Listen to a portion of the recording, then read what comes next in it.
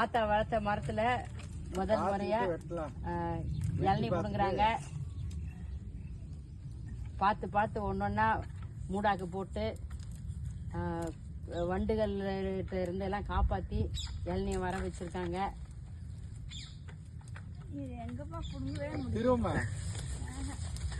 ஆத்தனால முடியலன்னு இப்ப எங்க அத்தையும் என் தம்பியும் போயிருக்காங்க ஹெல்ப் பண்றதுக்கு.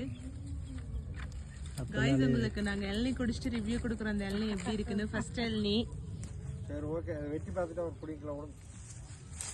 முதல்ல இளநீ தண்ணி இருக்கு. ஓகேம்மா முதல் இளநீ. ஆத்தா கொஞ்சம் இப்படி வா. பொங்கல் பாக்குறேன்.